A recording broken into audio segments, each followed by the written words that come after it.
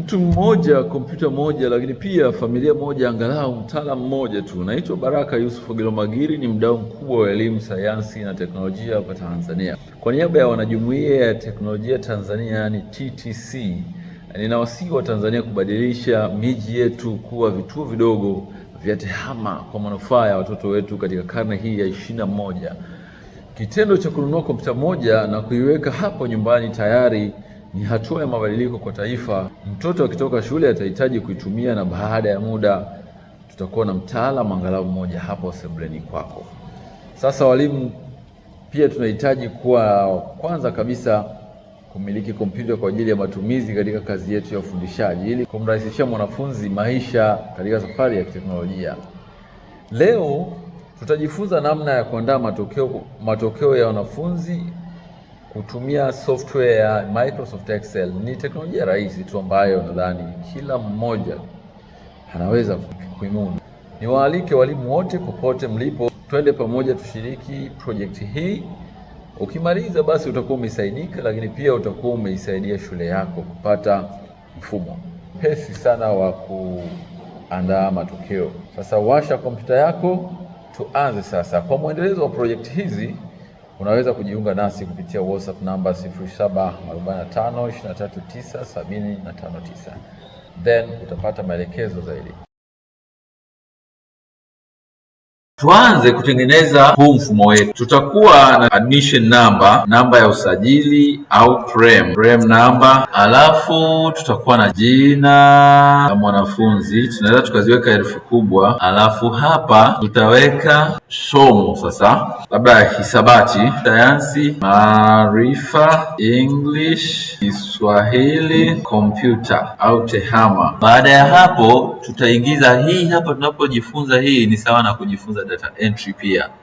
Ukisikia kitu kinaitwa data entry, hapo tutakuwa tunaingiza data. Baada ya hapo tunaweza tukawa na labda jumla ya matokeo, ndio ile total, alafu tutatafuta average, wastani. Baada ya wastani tukapata rank ni nafasi nadhani kwa Kiswahili. Baada ya prem hapa tunaweza tukahitaji namna ya kusogeza hizi nafasi ziweze kuwa zinatosha. Ni namna tu ya kushika hii na kuisogeza kwa namna nyingine. Hii ni namna nzuri kidogo kwa sitaki.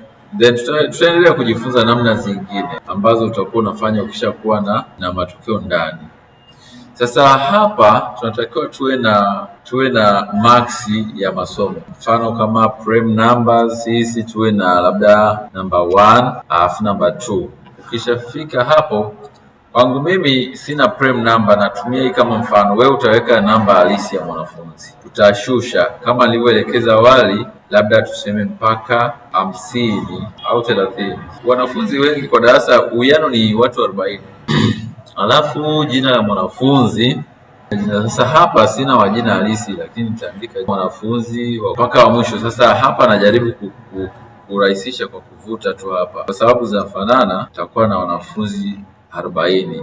Wewe utakuja tu kuedit. Somo labda hisabati, tunaweza tukaweka labda amepata 90, sayansi ana 76, maarifa ana 87, English ana 52, Kiswahili ana 79, tehama ana 83. Jumla tunaenda kuweka formula ya jumla. Manake tunaenda kuanza formula yetu inasema equal sign, alama ya sawasawa, alafu unasema sum. Ukiandika sum utaona inajitokeza hapa. Chukua hii ya kwanza, double click, alafu njoo hapa, fanya kama mwanzoni, kama una select tulivyofanya wakati tuna testi mouse, tunaangalia tabia za mouse. Ukishamaliza weka bonyeza enter, utakuwa umeshapata jumla. Sasa kwenye wastani tuna apply formula ya pili ya wastani. Sasa hii Excel inajua Kiingereza, haijui neno wastani.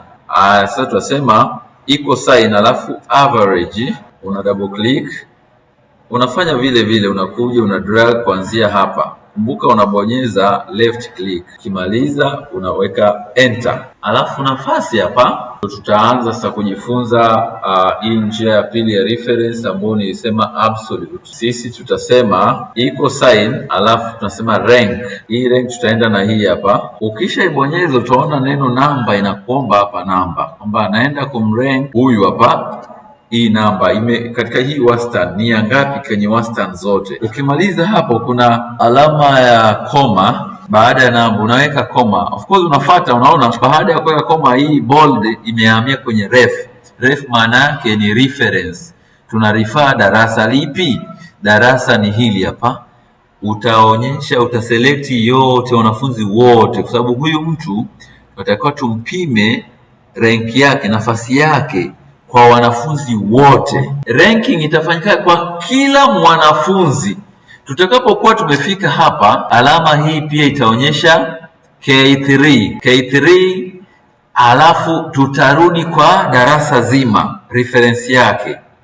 Kwa hivyo sasa, ili hii kitu iweze kuremain, iweze kubaki constant, ni lazima tuzifunge. Hapa tunaweka $sign. $sign ni kama hiki hapa, alafu na mbele hapa $sign. Kwa kila cell moja tunafunga, tunakuja tena hapa mwanzoni unaweka $sign. $sign iko kwenye keyboard yako, unabonyeza shift na button namba 4. Sawa, na hii kabla ya 41 tunaweka $sign. Lakini kuna njia nzuri ya kuweka $sign bila kupoteza muda. Nataka ku undo ili niweke vizuri kitaalam. Tuna select, unaweza ukaselect zote. Of course pale utakapokuwa umesha andika uka drag kama hivi, unaweza ukabonyeza F4 kwenye keyboard yako, ina apply. Unaona sasa, wakati mwingine hizi buttons zinaingiliana. Mfano kama hapa kuna alama ya kuongeza mwanga. Sasa ukitaka kudili na F4 unabonyeza FN alafu F4. Lakini kama inakubali moja kwa moja, kuna button ambazo zina ania moja kwa moja, unabonyeza button moja kwa moja. Sasa baada ya hapo unaweka enter, alafu tayari unapata hii. Lakini kumbuka kutakuwa na wanafunzi wengi, so tunachotakiwa kufanya sasa, tutakuja hapa ku apply hizi formula kote. Tuchukue jumla, wastani na hii tuidrag chini ili iweze kuapply kwa wanafunzi wote.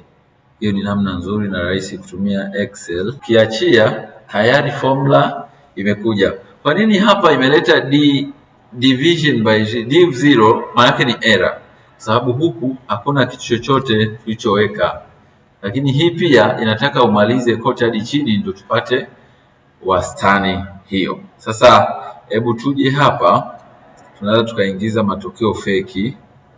Nataka nitafute njia ya kuingiza matokeo feki. Mimi nitasema kwamba iko rand between, niweke labda kuanzia mtoto wa mwisho labda akipata ngapi. Kuna F pia zipo, hata 0 zipo. Tuweke labda 20, alafu koma inakuomba top iwe ni 100, alafu weka enter. Hii tayari tumepata random number, imepick random. Kwa unavuta hadi huku. Hii ni fake number, kwa tunajaribu kutengeneza matokeo feki.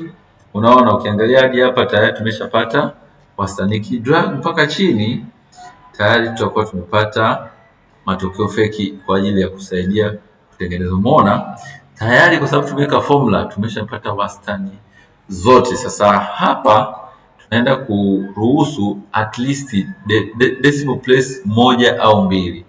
Una select kwa kubonyeza hiyo K, alafu utakuja hapa. Ukifanya hivi maana yake unaongeza decimal place. Ukirudisha nyuma,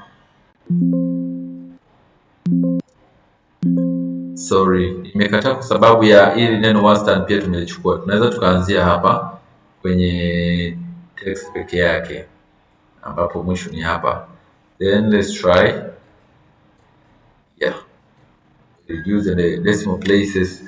Hapa the two decimal places. Sasa ukiongeza unatumia hii So we are interested in two decimal places kwa sababu watu wanaweza wakagongana kwenye max, alafu tukaangalia hizo points zikatusaidia. Sasa ukija hapa pia utaona wa kwanza mpaka wa mwisho, na ukiangalia wastani inaonyesha kabisa. Sasa hebu tuangalie namna rank inavyoonekana, na kuna kitu kimoja tumesahau kwenye rank. Lazima tumesahau kitu kimoja hapa. Baada ya ref kuna kitu kinaitwa order. Ukiweka tu koma inakuja order either descending or ascending, kwamba sisi tupate matokeo yetu kwamba atakaye descending, ni maana kwamba mwenye maxi kwenye namba hapa, namba moja awe ana maxi, mwenye maxi nyingi ndo awe wa kwanza ya. Kwa hiyo tutachagua 0 halafu au piga enter, alafu unaivuta upya, unaiapply upya ili tuweze kupata accurate results. Hapo very good. So hapo ukiangalia utagundua kwamba tumeenda vizuri. Sasa tutakachofanya sasa ni ku align hivi vitu viwe katikati kidogo, angalau kuleta muonekano mzuri hapo kati, ndani imekaa vizuri. Lakini pia kufanya zikae, nafasi ni kubwa sana kuliko herufi. Unakuja unaweza ukaselect humu kwenye herufi, alafu uka double click sehemu yoyote, moja kwa moja zikajipanga automatically kulingana na budget.